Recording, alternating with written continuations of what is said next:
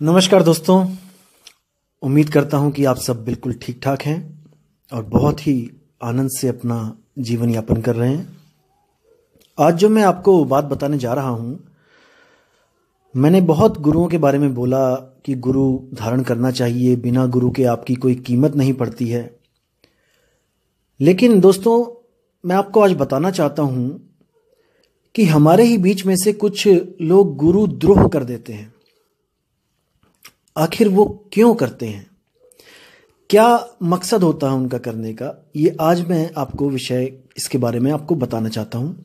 हालांकि ये अध्यात्म से रिलेटेड नहीं है, लेकिन फिर भी ये कई बार देखने में आता है। जब आप किसी पंथ से जुड़ते हो, किसी गुरु के आश्रम से जुड़ते हो, तो आपको कई तरह के लोग मिलते हैं। इसलिए आपको खबरदार करना मेरा फर्ज है। मैं आपको बताना चाहता हूँ कि किस किस तरह के लोग आपको मिलते हैं और आपने खबरदार रहना है उन लोगों से। क्योंकि देखो, हर बंदा अपना अलग दिमाग लेके आया है इस दुनिया में, ठीक है। हर बंदे की अपनी अलग सोच है। कुछ लोग धर्म के नाम पे बकरे काटना जानते हैं और कुछ लोग धर्म के नाम पे गाय दान करना जानते हैं। इंसान एक है, बुद्धि एक है, लेकिन विचार अलग अलग हैं। विचार से ही कर्म बन जाते हैं। तो आपने किन लोगों का साथ कभी नहीं देना है, मैं आज उस पर डिस्कशन करूंगा कि गुरु द्रोह क्या होता है। इस दुनिया में 3 तरह की मानसिकता के लोग होते हैं जो आम आदमी से थोड़े से ऊपर होते हैं। जैसे एक आम आदमी होता है जो कभी गुरु नहीं बनना चाहता, कभी सपने में भी नहीं सोचता है कि मैं कोई गुरु बनूं, क्योंकि वो अपनी मुक्ति के लिए प्रयासरत है। वो यहाँ पर कोई अपना नाम मान बढ़ाई के चक्कर में नहीं किसी गुरु को धारण करता। वो हमेशा चाहता है कि मैं जिस गुरु की शरण में जा रहा हूं, मुझे वहां से परम ज्ञान मिले और मैं जन्म मरण के बंधन को तोड़ के हमेशा के लिए मुक्त हो जाऊं। उसका यही ध्येय होता है, यही उसका इरादा होता है, नामदान लेने का, गुरु से जुड़ने का, जो आम आदमी होते हैं। अब कुछ जो खास आदमी होते हैं, मैं उनके बारे में बता दूं। जो पहली तरह का जो इंसान होता है, जो शिष्य होता है, जो गुरु बनता है, वो कौन होता है? जैसे किसी ने नाम लिया गुरुजी से और गुरुजी का पूरा ज्ञान समझ लिया और उसको दिमाग में डाल लिया, और वो अब चाहता है कि मैं भी दुनिया को जगाऊं, मैं भी, इतना बड़ा पुण्य है किसी को, जीव को जगाना, उसको गलत रास्ते से सही रास्ते पे चलाना। वो कहता है कि गुरुजी मैं भी दुनिया को जगाना चाहता हूं, मैं भी जीव को जगाना चाहता हूं। तो गुरु उसको अगर आज्ञा दे दे कि जाओ बेटा, तुम आजाद हो, तुम रहोगे तो मेरे ही शिष्य, लेकिन जब तक तुम पूर्ण ना हो जाओ, जब तक चेला मत बनाना, किसी को नामदान की बख्शिश मत करना, हाँ तुम प्रचार करना और जीवों को जगाना। तो अगर वो इंसान कहीं पर जाकर आश्रम खोलता है और वहां पर जो गुरुजी ने उसको लक्ष्य दिया है, उस लक्ष्य को प्राप्त करता है और वो पूर्ण हो जाता है और वो अब गुरु से आज्ञा लेके शिष्य बनाने लग जाता है, तो वो गुरुद्रोही नहीं है। वो गुरुद्रोही नहीं है क्योंकि वो गुरु की आज्ञा में है। अब दूसरी तरह के जो इंसान होते हैं, वो कौन होते हैं? वो गुरु के पास जाते हैं, गुरु का ज्ञान समझते हैं, सब कुछ उनको पता लग जाता है, और वो जो मन में छोटा सा बीज है, जो गुरु बनने का जो इच्छा है, वो बीज एक दिन पेड़ का रूप ले लेता है और वो गुरु को त्याग के, गुरु को छोड़ के किसी और स्थान में बैठ जाते हैं और वहां पर वो अपना आश्रम चलाते हैं और आने वाली संगत को उसी वाणी से प्रभावित करते हैं जो वाणी उसने आश्रम में गुरुओं से प्राप्त करी थी। उनके संत, जिस संत की वो शरण में होते हैं, जैसे कोई कबीर पंथी, कोई रविदास पंथी, कोई नानक पंथी, वो उन संतों को कभी गाली नहीं देते। वो उन संतों का हमेशा मान आदर करते हैं, क्योंकि उनको पता है कि ये संत ही हैं जो हमें इस दुनिया से निकालते हैं। तो वो अपना अलग मार्ग चलाते हैं, लेकिन वो अपने गुरु तक नहीं पहुंचने देते शिष्यों को। वो कहते हैं कि नहीं, जो कुछ भी है यहाँ पे है और मेरे गुरुजी के पास तो कुछ भी नहीं है। ऐसे जो भ्रमित करते हैं वो गुरुद्रोही 1 नंबर कहलाते हैं। 1 नंबर गुरुद्रोही। अभी 2 नंबर वाले भी बताऊंगा मैं आपको वो कौन होते हैं। तो ये 1 नंबर गुरुद्रोही होते हैं जो खुद तक संगत को रोकते हैं, आगे गुरु जी के पास जाने से मना करते हैं, और वो पूर्ण भी नहीं होते हैं, क्योंकि अगर वो पूर्ण हो जाए तो वो कभी ऐसा दुष्कर्म कर ही नहीं सकते। पूर्ण जो हो जाता है वो तो परमात्मा का रूप हो जाता है, वो कभी भी इस तरह का छल कपट नहीं करता। अब जो तीसरे नंबर के होते हैं वो लोग कौन होते हैं, उनके बारे में आपने ध्यान से समझना है कि वो कौन होते हैं। वो लोग कौन होते हैं, पहले तो वो बहुत बहुत ज्यादा श्रद्धा वाले लोग होते हैं, बहुत ज्यादा भक्ति वाले लोग होते हैं। वो किसी गुरु के पास जाते हैं और वहां पर अटल श्रद्धा के साथ वो 10 साल 15 साल वहां पर सेवा करते हैं। फिर क्या होता है, फिर कोई गुरुओं में मतभेद हो जाता है, कोई लड़ाई झगड़ा हो जाता है, वहां पर कोई आश्रम टूट जाता है, या फिर कोई ऐसा केस लग जाता है गुरु पे, या फिर कोई ऐसी हरकत गुरु कर देता है, क्योंकि वो अधूरा होता है, ऐसी हरकत कर देता है कि वो जनता के आगे उसको झुकना पड़ता है, वहां से आश्रम खत्म हो जाता है। तो ऐसे लोगों का दिल टूट जाता है, ये लोग डिप्रेशन में चले जाते हैं। जब ये लोग दिल टूट जाता है तो इनका जो श्रद्धा होती है वो खत्म हो जाती है, क्योंकि इन लोग को पढ़ा दिया गया होता है कि हम परमात्मा के रूप हैं और आपका बाल बांका नहीं होगा। आप किसी से भी भिड़ जाओ, आप पुलिस से भिड़ जाओ, आप जज से भिड़ जाओ, आप फौज से भिड़ जाओ, और ये जो नादान परिंदे होते हैं ये गुरु को सत्य मानकर, जो इनका पखंडी गुरु होता है, अधूरा गुरु होता है, उसको सत्य मानकर ये लोग सरकार से, पुलिस वालों से उलझ जाते हैं और डंडे खाते हैं।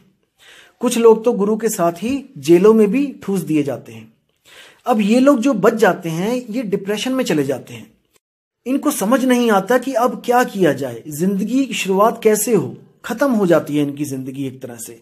लोगों के ताने सहने पड़ते हैं कि देखो ये फलाने गुरु के साथ जुड़ा हुआ था, उस गुरु का क्या हाल हुआ है और इसका क्या हाल होगा।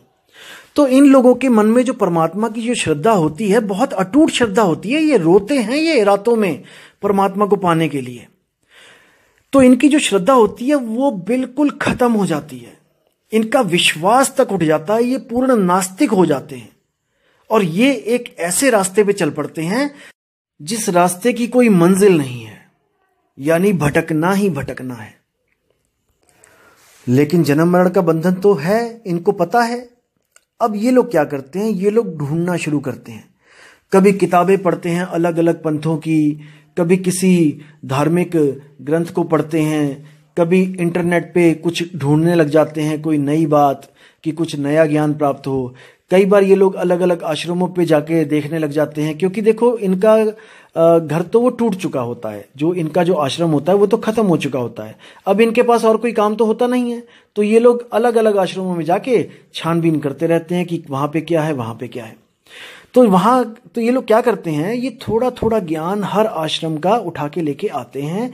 और ये लोग ये चतुर भी होते हैं, डिप्रेशन में तो होते हैं, लेकिन इनके अंदर एक बीज होता है गुरु बनने का। वो बीज जब विराट रूप धारण करता है तो इनके मन में यही इच्छा होती है कि अब मैं गुरु बन ही जाऊं। इसका मैं विश्लेषण थोड़ा सा आगे और दूंगा कि क्या लक्षण है ऐसे लोगों के कि ये शो करते हैं कि मैं गुरु नहीं बनना चाहता, लेकिन ये लक्षणों से पकड़े जाते हैं कि हां ये गुरु बनना चाहते हैं।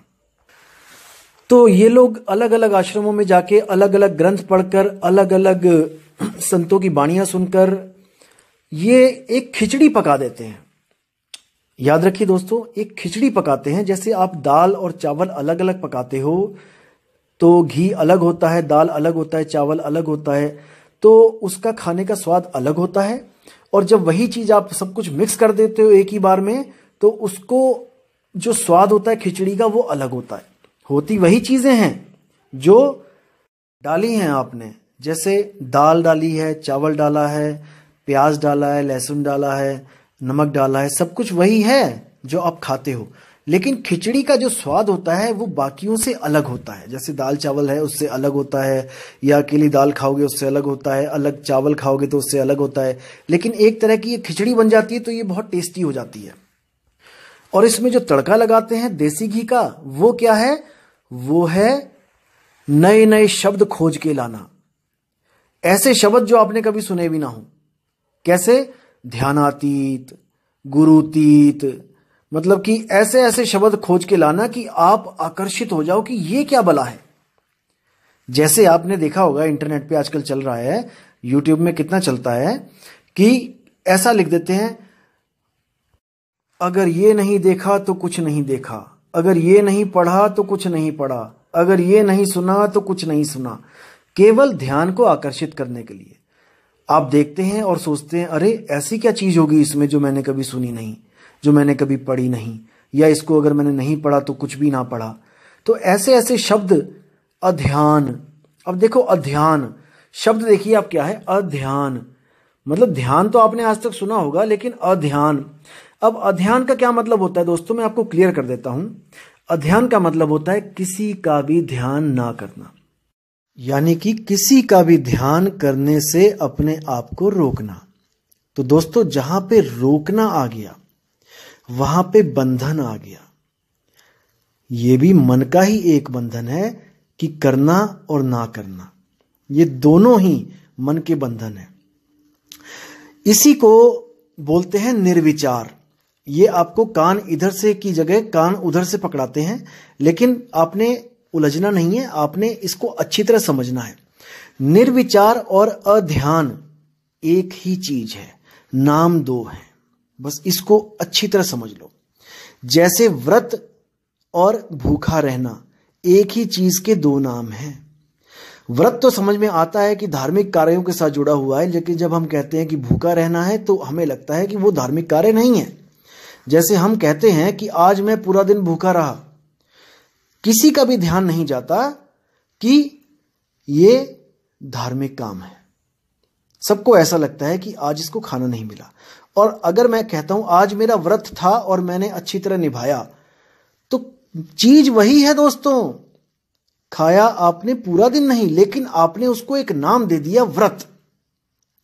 तो व्रत कहना लगता है जैसे पाखंडवाद है, और भूखा रहना लग रहा है कि जैसे बहुत महान काम कर दिया है। इसी तरह निर्विचार का मतलब होता है जब आपने कोई भी विचार प्रकट नहीं करना है। शुरू में विचार आएंगे आएंगे आएंगे, आपने विचारों को रोकना है। आप कुछ कर रहे हो, यहां पे आप रोक रहे हो, और एक दिन आपकी साधना पूर्ण होती है और आप विचार मुक्त हो जाते हो। दोस्तों विचार आते हैं तभी तो ध्यान जाता है। जैसे आप किसी कक्षा में बैठे हैं और आप बैठे बैठे आपको एकदम विचार आया कि मेरी गाय को मैंने घास दिया था, क्या उसने खाया कि नहीं खाया। अभी विचार जैसे ही आया आपका सारा ध्यान कक्षा से हटकर चला गया गाय के पास। अब वो जो ध्यान है वो तब तक नहीं अध्ययन हो सकता जब तक आपके विचार शून्य ना हो जाएं। बात वही आ गई दोस्तों, घुमा फिरा के कान वहीं पकड़ाया गया। विचार शून्य ही अध्ययन है। जब विचार ही नहीं होगा तो ध्यान नहीं होगा। तो कहने का मतलब कोई नई बात नहीं बताई जा रही है जो आप सोचो कि बहुत बड़ा परम ज्ञान कोई दिया जा रहा है आपको किसी स्वयंभू आत्मज्ञानी के द्वारा। ये वही ओशो वाली बातें हैं, लेकिन उसमें क्या है, मक्खन लगा लगा के, तड़का लगा लगा के देसी घी का आपको परोसा जा रहा है और आपको खाने में अलग स्वाद आ रहा है। चीज वही है दोस्तों, सेम चीज वही है। तो ऐसे चालाक जीवों से दोस्तों खुद को बचा के रखना है, हमेशा अपनी सेफ्टी रखनी है, कहीं आप ऐसे चालाक लोगों के जाल में ना फंस जाएं। आपको मैं परख देता हूं और आप मेरी इस परख से आप विचार कीजिएगा, विवेक लगाइएगा कि मैं कहां तक सत्य हूं। मैं ये सोचता हूं, मैं ये मानता हूं कि जो आत्मज्ञानी, सच में जो आत्मज्ञानी होते हैं, जो हुए हैं, वो कभी भी किसी को ये नहीं बोलते कि मैं आत्मज्ञान को प्राप्त कर चुका हूं या मैं परमात्मा को प्राप्त कर चुका हूं। संतों की वाणी है, जिन्हीं पाया तिन्हीं छुपाया आत्म राम। वो कभी दोस्तों कभी नहीं बोलता किसी को, वो कभी शोर नहीं मचाता, हल्ला नहीं मचाता कि देखो मैं आत्मज्ञान को प्राप्त कर लिया हूं। वो तो मन माया की हद से परे हो गए होते हैं, वो स्थिर हो चुके होते हैं। वो कभी जग में ये जाहिर नहीं करते कि मैं आत्मज्ञानी हूं। अगर आपको यकीन नहीं है तो किसी भी एक आत्मज्ञानी का नाम बता दो, किसी भी एक आत्मज्ञानी का नाम बता दो जिसने दुनिया में ढिंडोरा पीटा हो कि मुझे आत्मज्ञान हो गया है। भीखा साहिब कहते हैं कि भीखा बात अगम की कहन सुनन में नाही, जो जाने सो कहे नहीं और कहे सो जाने नहीं। इसी से आपको पता लग जाना चाहिए कि कौन आत्मज्ञानी है और कौन नहीं है। ये बिल्कुल परख की वाणी है, इसमें कोई दो राय नहीं है, संशय नहीं है। क्योंकि आपने इन मनमुखी आत्मज्ञानियों के मुख से भी सुना होगा कभी किसी ऑडियो वीडियो में कि जो भी आत्मज्ञान को प्राप्त कर जाता है वो एक पल भी इस शरीर में नहीं रहना चाहता, इस लोक में नहीं रहना चाहता। और यहां तो भाई मान बढ़ाई की बात चल रही है। यहां तो आपके कल्याण का नाम लेकर अपने आप को प्रस्तुत किया जा रहा है कि मैं ही वो आत्मज्ञानी हूं जो इस सारी दुनिया से सबसे अलग हूं। सारे संतों को फेल करके मैं ही एक आत्मज्ञानी हूं। इन आत्मज्ञानी को कैसे पकड़ा जाता है दोस्तों, मैं बताता हूं कि इनके मन के अंदर जो बीज होता है गुरु बनने का, अपने गुरु बनने का मतलब ये नहीं कि ये कोई पैसे चाहते हैं आपसे या फिर ये कोई बड़े बड़े आश्रम बनाना चाहते हैं, नहीं। केवल यही लालच नहीं होता है। कबीर साहब कहते हैं माया तजनी सहज है, मान तजा नहीं जाए, मान मुनि मुनिवर गले, मान सबन को खाए।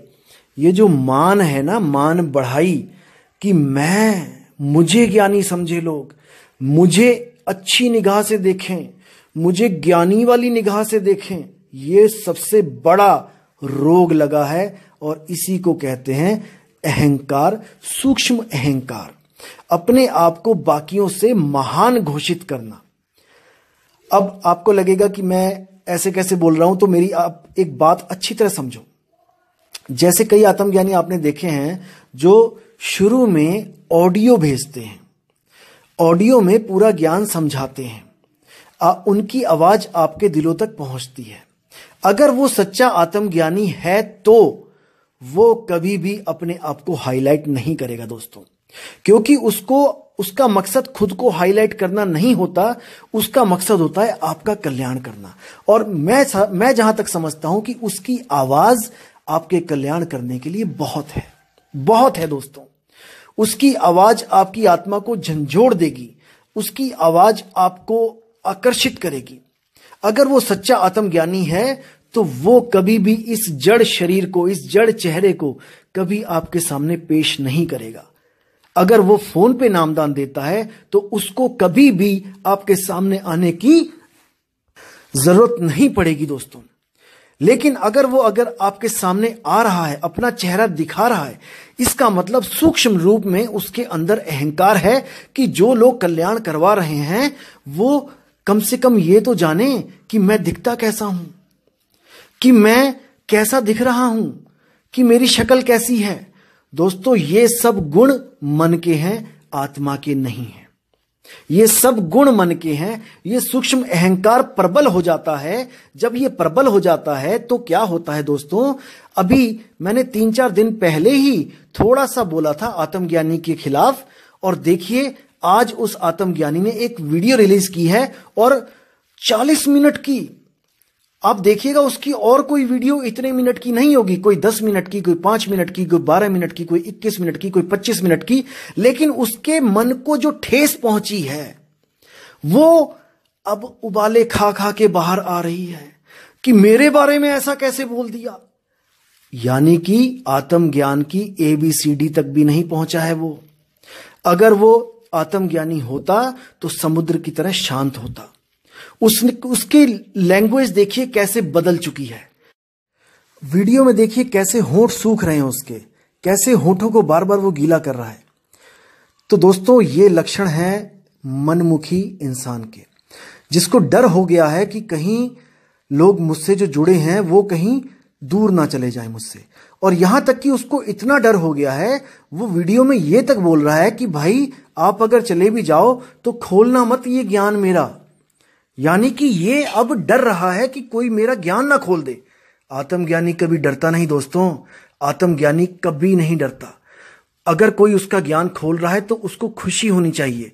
वो खुश होता है कि अभी तक तो मैं अकेला कल्याण कर रहा था, अब 10 लोग और मिलके वही बात लोगों को बताएंगे। झूठा आत्मज्ञानी कभी नहीं चाहता कि उसकी गद्दी कोई और ले।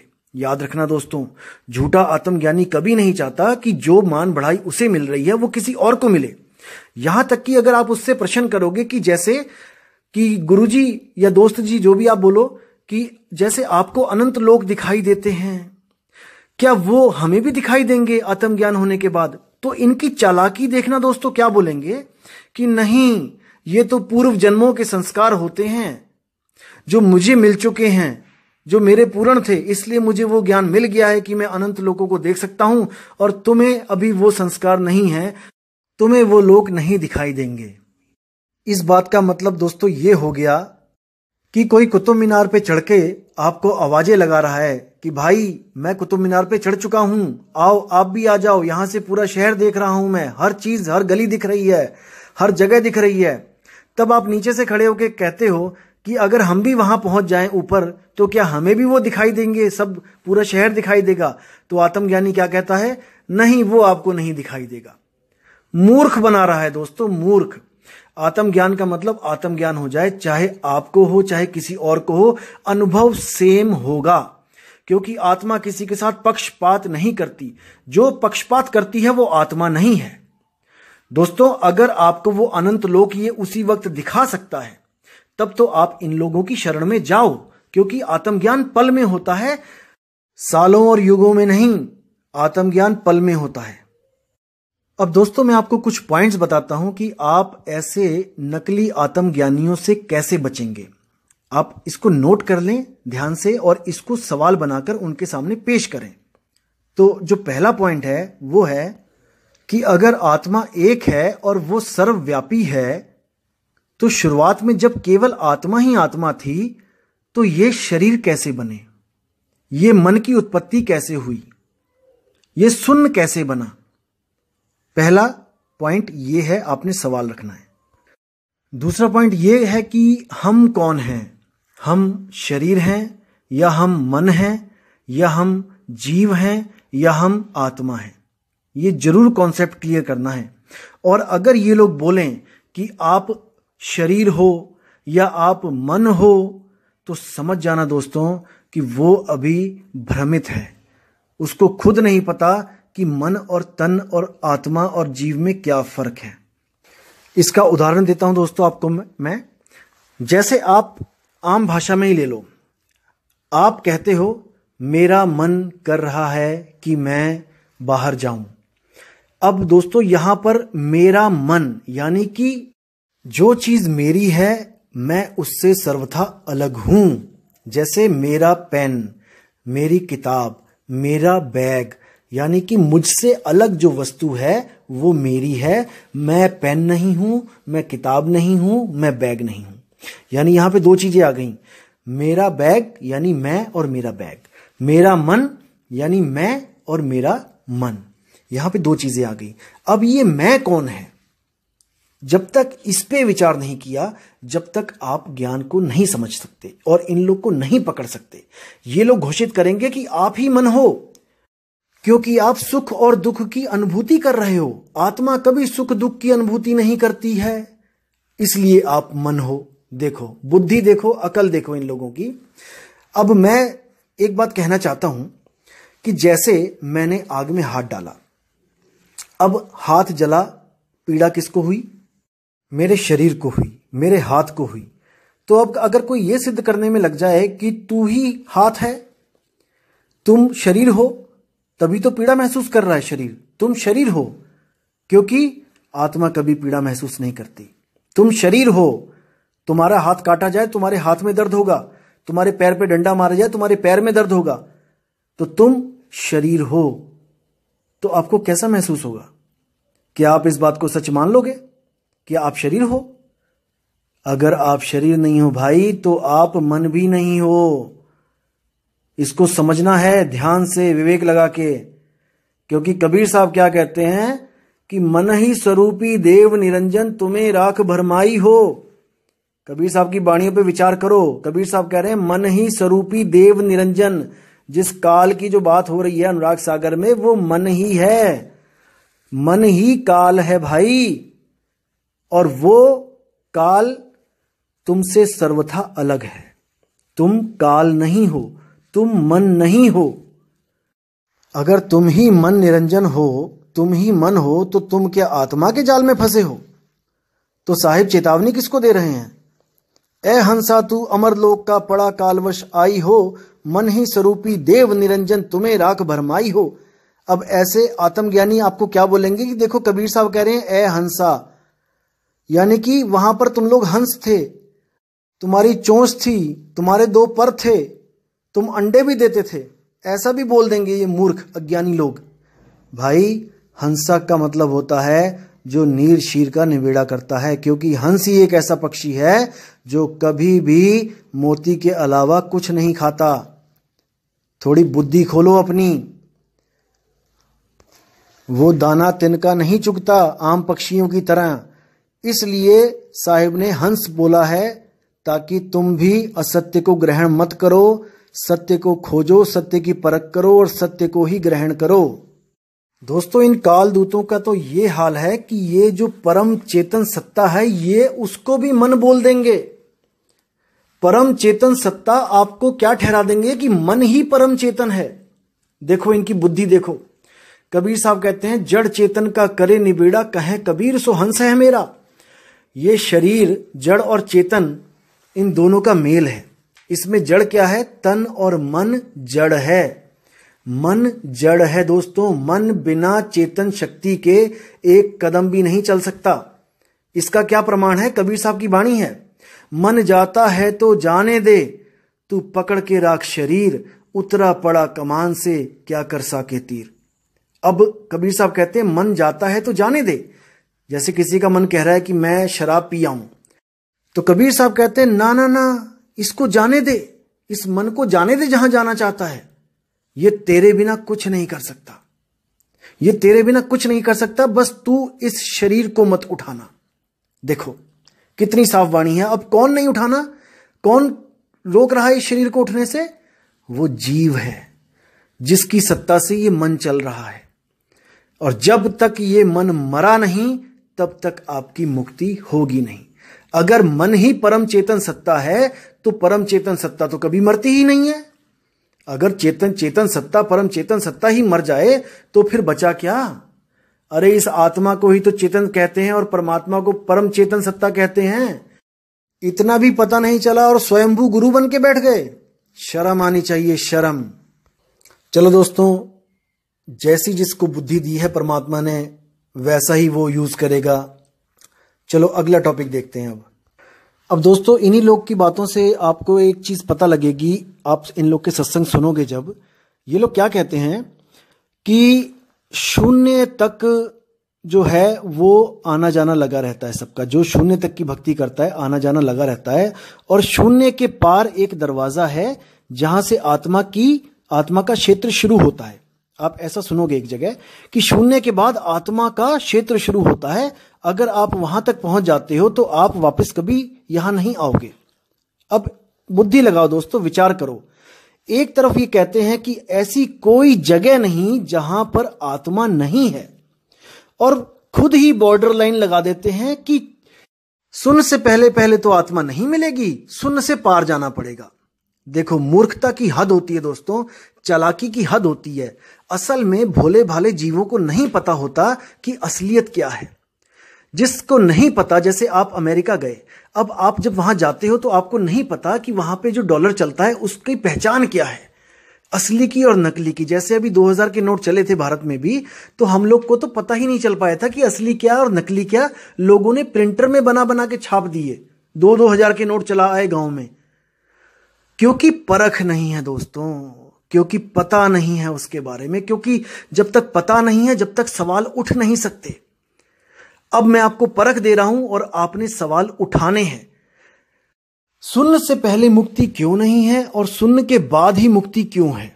क्या आत्मा शून्य में कुछ कम क्वांटिटी में रहती है, या शून्य के पार आत्मा का कुछ ज्यादा प्रभाव होता है? क्या उसका प्रभाव भी कम और ज्यादा होता है? ये दोस्तों सवाल पूछना है आपने। और ये लोग कई बार ऐसा भी बोलते हैं कि ऐसा कोई स्थान नहीं है जहां पे आत्मा नहीं है, चाहे वो मन का क्षेत्र हो, चाहे वो चक्रों का क्षेत्र हो, चाहे वो शून्य का क्षेत्र हो, चाहे वो बुद्धि का क्षेत्र हो। यानी हर जगह आत्मा समान रूप में है। लेकिन उसी के साथ क्या बोल देंगे कि चित्त में आत्मा सूक्ष्म रूप में रहती है, हमें भक्ति चित्त से स्टार्ट करनी पड़ेगी। देखो, अब चित्त में आत्मा सूक्ष्म रूप में रहती है कि इसका मतलब है कि आत्मा कहीं विराट रूप में भी रहती है। तो दोस्तों, इनकी जो चालाकी है, अब देखो बुद्धि में भी आत्मा रहती है। इनसे पूछोगे अगर आप लोग कि बुद्धि में भी आत्मा है, तो ये कहेंगे हाँ। तो बुद्धि से क्यों नहीं भक्ति शुरू हो सकती? आप सोचना है आपने, जैसे आपके घर में 5 कमरे हैं और लैट्रिन बाथरूम है अलग अलग, हर घर में प्लग है, हर कमरे में प्लग लगा है। आपका मोबाइल कहीं भी चार्ज हो सकता है, चाहे तो बाथरूम में चार्ज कर लो, चाहे तो किचन में चार्ज कर लो, चाहे तो बेडरूम में चार्ज कर लो। अगर कोई ऐसा कहे कि नहीं केवल बेडरूम से ही चार्ज हो सकता है, तो इसका मतलब अभी उसको भेद पता नहीं है कि वो आत्मा अगर हर पत्ते में है, हर कण कण में है, पत्थरों तक में आत्मा बता दी इन लोगों ने कि पत्थरों में आत्मा है। अरे भाई, पत्थरों में आत्मा है तो वो बात क्यों नहीं कर रहा? वो चल फिर क्यों नहीं रहा? अब आप कहेंगे कि पेड़ भी नहीं चल रहे, पेड़ भी नहीं बात कर रहे, लेकिन भाई पेड़ 1 से 2 तो हो रहे हैं, वो उसके बीज से दूसरा पेड़ तो बन रहा है। तुम एक पत्थर को हजारों करोड़ों युगों तक रहने दो, पड़ा रहने दो, वो 1 से 2 नहीं हो सकता, वो निर्जीव है। कोई साइंस प्रूफ नहीं कर सकती कि उसमें आत्मा है। और तुम पेड़ों को, एक अकेला पेड़ लगा देना, वो भी 1 से 2 हो जाएंगे जब उस पे फल पकेंगे तो।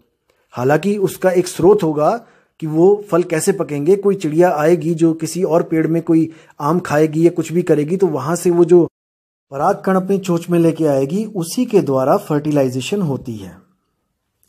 इसलिए हम पेड़ों को सजीव कहते हैं, जिसमें आत्मा का वास है, जीव का वास है। अगर कोई कहे कि पत्थरों में आत्मा का वास है, तो उससे बड़ा मोटा दिमाग, जिसको कहते हैं मंद बुद्धि, और कोई नहीं हो सकता। और दोस्तों, जैसे मैं आपको बोलता हूं कि हम शब्द में मिल जाएंगे, सुरती शब्द में समा जाएगी, दोस्तों ये केवल समझाने के लिए है। सूरत टिकती है, शब्द पे हमेशा के लिए टिक जाती है, क्योंकि शब्द ही वो वस्तु है जिसको हम बाकी शब्दों से अलग करके नी शब्द कहते हैं। बाकी भी शब्द हैं दुनिया में, बहुत से शब्द हैं, लेकिन जो ये सच्चा शब्द, जो मूल शब्द है, इसको नी शब्द कहा जाता है, क्योंकि बाकी शब्दों से ये भिन्न होता है। और इस शब्द की जो साधना है, इसका मतलब ये नहीं होता कि आप शरीर को साध रहे हो, इसमें सुरती को साधा जाता है। आप शब्द पढ़िए कबीर साहब का, संतों सहज समाधि भली है, गुर प्रताप जिस दिन से जगी है, दिन दिन अधिक चली है। जहां जहां डोलूं सो परिक्रमा, जो जो करूं सो पूजा, गिर है उजाड़ एक सम देखूं, भाव मिटाऊं दूजा। गिर है उजाड़ एक सम देखूं मतलब इस पंच तत्व का जो ग्रह है, ये मेरा घर है, इसको उजाड़ दूं, यानी कि अब इसमें रहने की ख्वाहिश खत्म कर दूं। और एक सम देखूं यानी उस शब्द की तरफ देखूं जैसे चांद को चकोर देखती है। उस शब्द की तरफ मैं अपनी सुरती को लगाऊं, ताकि ये देह छूटने पर मेरी सुरती हमेशा के लिए शब्द पे टिक जाए, क्योंकि शब्द ही अनादि है, शब्द कभी खंड नहीं होता, शब्द स्थिर है। उसी को शब्द गुरु बोला गया है। शब्द गुरु चित चेला रे। और वो कण कण में व्याप्त नहीं है। कोई सोचे कि वो कण कण में व्याप्त है, भाई वो ब्रह्म है। जो कण कण में व्याप्त है वो ब्रह्म है। तो मैं आपको ब्रह्म, आत्मा और परमात्मा का जो भेद है, मैं आपको अगली वीडियो में जरूर बताऊंगा। तो एक बात और समझ लीजिए कि कबीर साहब जहां पर भी बोलते हैं, अपने बारे में बोलते हैं, तो वहां पर वो कोई शरीर लेके नहीं बोलते हैं कि वो एक शरीर है, वो एक आत्मा है। और जहां पे उन्होंने बोला है कि मोह को कहां ढूंढे रे बंदे, तो इसका मतलब ये नहीं कि वो ये कह रहे हैं कि तुम कबीर को कहां ढूंढ रहे हो। ऐसा नहीं है दोस्तों, वो आत्मा की बात कर रहे हैं कि आत्मा को कहां ढूंढे रे बंदे, आत्मा तेरे पास में।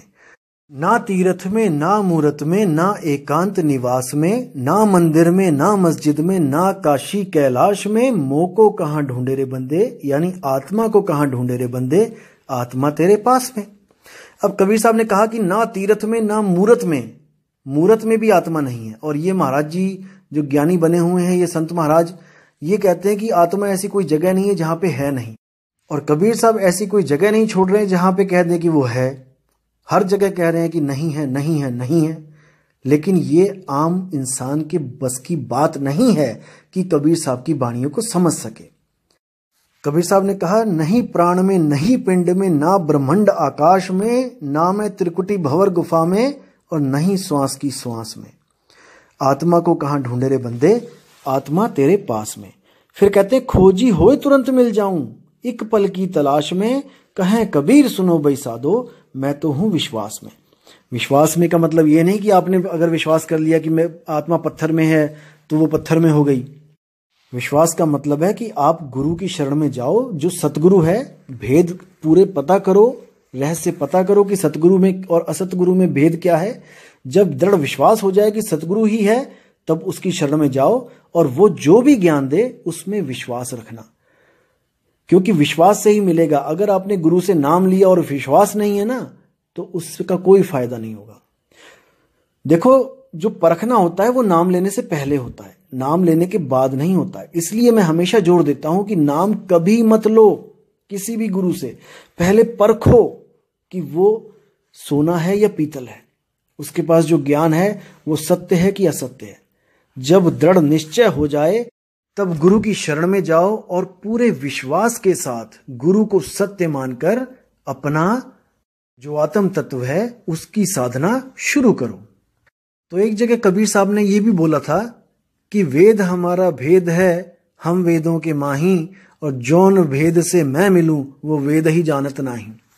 अब इसका मतलब ये नहीं है कि कबीर साहब अपनी बात कर रहे हैं कि मैं वेदों में हूं। वेदों को तो पता है आपको कि किसका ज्ञान है, वो भला कबीर साहब को क्यों उसमें रखेगा, कबीर साहब का वहां पे क्यों जिक्र करेगा कि कबीर साहब वेदों में मिलेंगे, ऐसा नहीं है।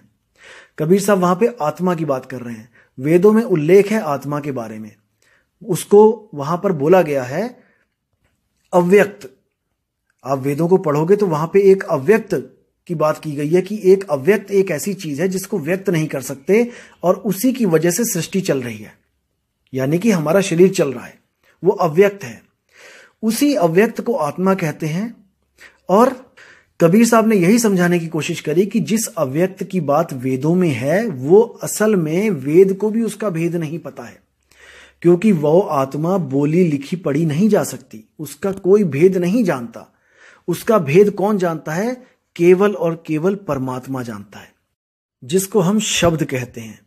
जब वही शब्द हमारे कल्याण के लिए इस दुनिया में आता है तो वो एक पुरुष रूप में आता है, गुरु रूप में आता है।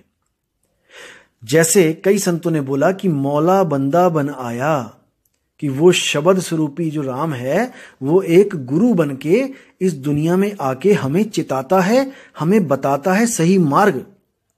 इसका मतलब ये नहीं कि उसकी आत्मा में कोई ज्यादा ताकत है और हमारी में कम है। हमारी और उसकी जो दोनों की आत्मा है वो सेम ताकत वाली है, सेम, हर चीज सेम है, स्वरूप सेम है। लेकिन फर्क क्या है कि हम बंधन में चले गए हैं और वो निर्बंध है। हम इस सृष्टि को बनाने में लग गए और वो सृष्टि नहीं बनाता है। बस यही भेद है, यही फर्क है। और वो देख रहा है कि हम पहले सृष्टि जब तक नहीं बनाई थी, जब तक हम बहुत खुश थे, आनंद में थे, लेकिन हमने ये सृष्टि बना के हमने सुख और दुख पैदा कर लिया है। तो साहिब कहते हैं, हंसा तू तो सबल था, हल्की तेरी चाल, रंग कुरंगी पड़ गया, ताते हुआ बुरा हाल। कबीर साहब कहते हैं कि तू सबल था, तू मेरी तरह निर्बंध था, आजाद था, लेकिन तूने एक ऐसा जाल बुन लिया कि इस जाल को अब तू तोड़ के वापस उस घर को नहीं जा पा रहा है, अपने स्वरूप को प्राप्त नहीं कर पा रहा है। तू अपने आप को कभी तन समझता है शीशे के सामने खड़ा होके, और कभी अपने आप को मन समझता है। ना तो तू तन है ना तू मन है, तू इन दोनों को चलाने वाला जीव है। और जब यही जीव साधना करके अपने असली रूप में आता है, उसी को शुद्ध चेतन आत्मा कहा जाता है। जब तक ये जीव है, जब तक ये इच्छाओं में बंधा हुआ है, मन के द्वारा ये इच्छाएं प्रकट करता रहता है, मन इसको दौड़ाता रहता है और ये मन के पीछे लगा रहता है। इसीलिए ऐसे गुरु की जरूरत पड़ती है जो इसको और मन को अलग अलग कर दे। जब गुरु ज्ञान देता है तो एक छुड़ाए एक लखाए, मन को छुड़वा देता है और जीव को लखा देता है। ये जो जीवात्मा जहां पे बैठी है उसका लखाव करता है और उसको उसी का ही ध्यान दे देता है कि तू अपने ही ध्यान में रह, तू मन और तन के चक्कर में मत पड़। लेकिन ये अज्ञानी जो स्वयंभू आत्मज्ञानी बने बैठे हैं, ये आपको ही मन सिद्ध कर देते हैं। अरे अगर आप ही मन हो तो आप किसके चक्कर में पड़े हो? आप किसके चक्कर में पड़े हो? आपको फंसाने वाला कौन है? आप ही मन हो तो मारना किसको है? खुद को मारोगे क्या? एक बात हमेशा याद रखना दोस्तों, अगर आप शरीर हो तो आपको शरीर की ही प्राप्ति होगी। जैसे अगर आप शरीर की पूजा करते हो, जैसे कोई आदमी कृष्ण जी की पूजा करता है, जो एक कृष्ण का शरीर है, जो राम जी का शरीर है, कबीर साहब के अगर शरीर की पूजा कोई करता है फोटो की, तो याद रखना दोस्तों, जिसकी पूजा करोगे आप वैसे ही हो जाओगे। और आप कभी भी शरीर होके मन की पूजा नहीं कर सकते और मन होके कभी आत्मा की पूजा नहीं कर सकते। याद रखना दोस्तों, अगर आपको कोई शरीर की पूजा करने वाला गुरु मिलता है तो वो आपको भी कहता है कि तुम भी शरीर हो, और भगवान को भी शरीर घोषित करके शंकर, हनुमान और अपने कबीर और बाबा नानक किसी की भी पूजा करवा देता है, क्योंकि वो अभी नहीं जानता कि आप शरीर नहीं हो। अब जो गुरु कहता है कि आप मन हो, तो याद रखना वो जिस तत्व की साधना करवा रहा है, जो कण कण में व्याप्त है, वो मन ही है, वो ब्रह्म ही है, जिसके अंदर सब ब्रह्मांड हैं। ब्रह्म कोई आदमी नहीं है कि कोई पुरुष है और किसी लोक में बैठा है। ब्रह्म कौन है? इस कण कण में व्याप्त ही ब्रह्म है, और ब्रह्म केवल एक है। एको ब्रह्म द्वितीय नास्ति, यानी कि केवल एक ब्रह्म है, दूसरा कोई ब्रह्म नहीं है। एक ही ब्रह्म में सारा संसार फंसा हुआ है। उसी ब्रह्म के अंदर पत्थर भी है, आप भी हैं, हम भी हैं, ये ग्रह भी हैं, सूरज भी है, चांद भी है, सितारा भी है। कोई ऐसी जगह नहीं जहां पर ये ब्रह्म नहीं है। ये कोई काल नहीं है, ये है समय। इसी समय में ये धरती का भी नाश करता है, ये पर्वत का भी नाश करता है, ये हमारे शरीरों का भी नाश करता है, ये अखिल सृष्टि का नाश करता है, लेकिन इसका नाश नहीं होता। ये ब्रह्म है, इसको दोस्तों समझना पड़ेगा। ये ब्रह्म है, ये कोई काल भगवान नहीं है। जो ब्रह्म की बात आते ही काल भगवान याद आ जाता है, लोगों के पुरुष याद आ जाते हैं, ये ऐसा नहीं है। कबीर साहब ने ब्रह्म को क्या बोला है कि प्रथमे भूला ब्रह्मी अखंडित झाई आपनी मानी। इस शब्द को मैं अगली वीडियो में खोलूंगा क्योंकि लंबी ज्यादा हो गई है ये, लेकिन मैं आपको बता दूं कि ये ब्रह्म ज्ञान है, ये आत्मज्ञान नहीं है जो आपको बताया जा रहा है। और इसमें जो भेद होता है ब्रह्म ज्ञान और आत्मज्ञान में, क्या भेद है, ये मैं आपको अगली वीडियो में जरूर बताऊंगा। तो मैं बोल रहा था कि अगर आप मन हो तो आप चाह कर भी आत्मा की साधना नहीं कर सकते, क्योंकि मन केवल मन को ही प्राप्त कर सकता है। अगर आप आत्मा हो तभी आप आत्म तत्व को प्राप्त कर सकते हो। लिख के ले लो दोस्तों, अगर आप आत्मा नहीं हो तो आप आत्मा को प्राप्त कर ही नहीं सकते, क्योंकि आत्मा की साधना केवल आत्मा के द्वारा ही हो सकती है, मन के द्वारा नहीं हो सकती है। और दोस्तों जो कहते हैं कि मन मरता नहीं है, फिर पैदा हो जाता है, ब्रह्म तक जाके मन फिर पैदा हो जाता है, फिर मर जाता है, फिर पैदा हो जाता है। दोस्तों एक बात याद रखना, जो चीज एक बार मर जाए ना, एक बार, वो दोबारा खुद से पैदा नहीं होती, उसको पैदा करने वाला कोई और होता है। इस बात को हमेशा याद रखना। और इसकी क्या गारंटी है कि अगर ब्रह्म में मन मर के पैदा हो जाता है तो जिस तरह से ये आत्मज्ञानी आपके मन को मरवा रहा है उसके बाद पैदा नहीं होगा? इसकी क्या गारंटी है? दोस्तों मैं बताता हूं आपको कि वो मन पैदा कब नहीं होगा। ध्यान से समझना, विवेक लगा के समझना। जब तक आप इस मन को दोबारा पैदा नहीं करोगे तब तक ये मन पैदा नहीं हो सकता। सुनने में बड़ा विचित्र लगेगा, लेकिन बहुत पते की बात है दोस्तों, बहुत गूढ़ रहस्य है ये कि मन एक बार मर के दोबारा कैसे जिंदा हो जाता है, कौन सी शक्ति है जो उसको दोबारा जिंदा करती है, इसको जानना पड़ेगा। याद रखना दोस्तों, ये मन आपने ही पैदा किया है और इस मन को आप ही मार सकते हो, क्योंकि आप ही अक्षर पुरुष हो। अक्षर क्या है? इस जीवात्मा को ही अक्षर कहते हैं, ये अविनाशी है। मन अक्षर नहीं है, मन चेतन नहीं है। इसीलिए साहिब कहते हैं, अक्षर पुरुष एक पेड़ है, निरंजन वाकी डार, और तीन देव शाखा भय पात रूप संसार। अक्षर पुरुष एक पेड़ है, यानी कि हे जीवात्मा तू पेड़ के समान है। अभी जड़ नहीं बोला साहिब ने कि जड़ है, उसको अक्षर पुरुष एक पेड़ है बोला है। पेड़ क्या होता है? जो जमीन के ऊपर होता है, और जड़ क्या होती है? वो नीचे होती है, मूल होती है। अक्षर पुरुष एक पेड़ है, निरंजन वाकी डार, और तीन देव शाखा भय पात रूप संसार। यानी कि हे अक्षर पुरुष तुम ही हो जिसकी वजह से ये डाल निकल रही है। निरंजन वाकी डार, डार तुमसे निकल रही है, तुमने ही उसको पैदा किया है, तुमने ही मन को पैदा किया। तुम ही मन को इतनी शक्ति देते हो कि उसी मन से तीन गुण पैदा होते हैं, रजोगुण, सतोगुण, तमोगुण, और वो उसी मन के पुत्र हैं। मन कौन है? काल। काल के तीन पुत्र रजोगुण, सतोगुण, तमोगुण। और काल कैसे पैदा करता है? माया के द्वारा। मन और माया, ये जब दोनों का मिलन होता है तब तीन गुण पैदा होते हैं और उसके बाद सृष्टि की रचना होती है। ये गुप्त भेद है दोस्तों, ये सबको नहीं पता है। जिन मूर्खों को, जिन अज्ञानियों को नहीं पता है, वो समझते हैं कि मैं मन हूं, आप मन हो। नहीं दोस्तों, मन आपकी ही एक शाखा है। आपकी आत्मा के द्वारा मन प्रकट होता है, और आत्मा ही उस मन को दोबारा प्रकट कर देती है जब तक उसे अपना मूल ठिकाना नहीं मिलता। क्योंकि ये आत्मा मन और तन में ऐसी रमी हुई है कि इसको अपना स्वरूप भूल गया है। अब इसको एक भेदी सतगुरु मिल जाए तो ये जब अपने स्वरूप में आ जाएगी तो ये दोबारा मन और तन के चक्कर में कभी नहीं फंसेगी दोस्तों। कैसे? जैसे दूध का जला छाछ भी फूक फूक के पीता है।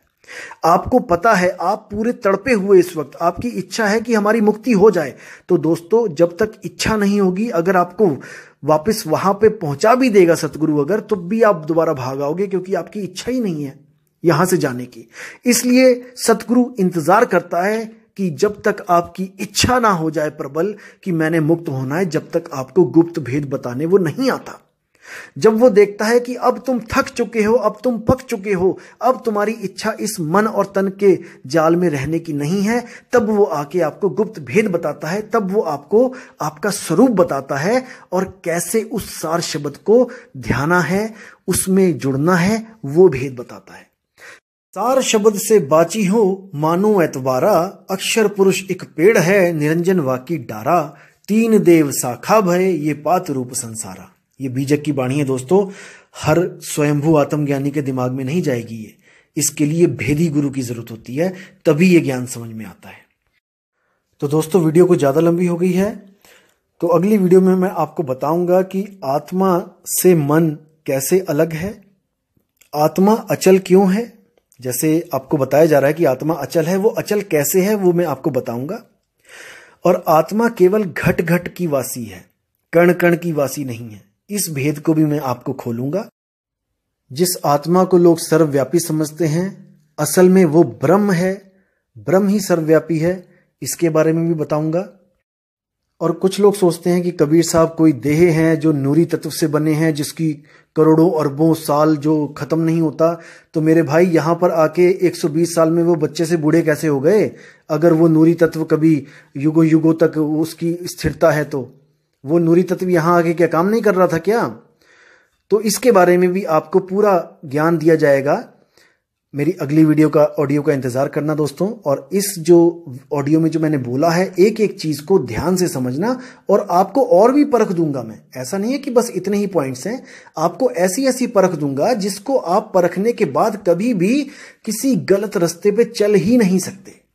लेकिन आपको अभी भेद नहीं पता है आत्मा और परमात्मा का, इसलिए आपको यह अच्छा लग रहा होगा कि आत्मा केवल एक है। दोस्तों, इसमें फर्क बताऊंगा मैं कि एक कहो तो है नहीं, दो कहूं तो गाली, और जैसा है तैसा कहूं कहे कबीर विचारी। इसका असली अर्थ क्या है दोस्तों? वाणी एक ही होती है, लेकिन बुद्धि अलग अलग होने की वजह से ये वाणियां अलग अलग अर्थ निकाल देते हैं लोग इसका। अब जैसे देखिए, अभी आत्मज्ञानी ने बोला था पिछली बार कि कबीर साहब आत्मा की बात कर रहे हैं, एक कहो तो हूं नहीं, दो कहूं तो गाली। अभी इतनी सी देर में ये पलट गए अपनी जुबान से। अब ये कहते हैं कि नहीं, वो कबीर साहब तो ब्रह्म के लिए बोल रहे थे। अभी दोस्तों, अभी तो शुरुआत है, अभी देखना क्या क्या पलटेगा। अभी ये आत्मज्ञानी की जड़ें हिल जाएंगी और पता नहीं ये कौन कौन सी बातों से मुकर जाएंगे, अपनी ही बातों से ये पलट जाएंगे। दोस्तों, रात के अंधेरे में तारों के साथ जो चांद होता है, तो चांद में थोड़ा प्रकाश ज्यादा होता है तारों से, तो वो बड़ी बढ़ाई खाता है अपनी, बहुत वाहवाही होती है उसकी दोस्तों। लेकिन रात तक जैसे ही सूर्य उदय होता है तो ये सब के सब छुप जाते हैं, ये जगह ढूंढते हैं छुपने के लिए। तो अब सतगुरु कबीर साहब का जो ज्ञान उदय हुआ है, अब ऐसे स्वयंभू आत्मज्ञानी दोस्तों जगह ढूंढेंगे छुपने के लिए, क्योंकि ऐसे ऐसे प्रश्नों के उत्तर इनको देने पड़ेंगे जो ये सोच भी नहीं सकते। और आप दोस्तों हमेशा विवेक को जगाए रखना, हमेशा सत्य असत्य का निर्णय करते रहना, क्योंकि आप स्वयं हो जो अपना कल्याण कर सकते हो। इस दुनिया का कोई भी आदमी आपका कल्याण नहीं कर सकता दोस्तों, क्योंकि परख आपने करनी है, आप ही पारखी हो। इसी के साथ दोस्तों मैं इस वाणी को विराम देता हूं और बहुत जल्द आपके सामने एक नया विषय लेके आऊंगा जिस पे हम गहन विचार करेंगे, क्योंकि मानुष जन्म अनमोल है, मिले न बारंबार, पत्ता जो तरवर गिरे बहुर न लागे डार। तो दोबारा ये जन्म नहीं मिलेगा दोस्तों, इसी जन्म में हमने विवेक लगाना है और सत्य और असत्य का निर्णय करके सत्य को पकड़ के एक हंस बन जाना है। हंस बन जाना मतलब कोई बगुला जैसा पक्षी नहीं बनना है, हमने सत्य को पकड़ के सत्य स्वरूप हो जाना है, आत्म स्वरूप हो जाना है। जिस स्वरूप में हम थे, जो भूलवश हम इस स्वरूप में आ गए, इस भूल को सुधार के हम अपने मूल स्वरूप में हमने चले जाना है। तो दोस्तों आपका बहुत धन्यवाद जो आपने इतना समय दिया। जय गुरु बंदी छोड़ वैराग साहिब जी की, जय हो मदन साहिब जी की, जय जय बंदी छोड़ सतगुरु कबीर साहिब जी की। सत साहिब साहेब बंदगी। नमस्कार दोस्तों।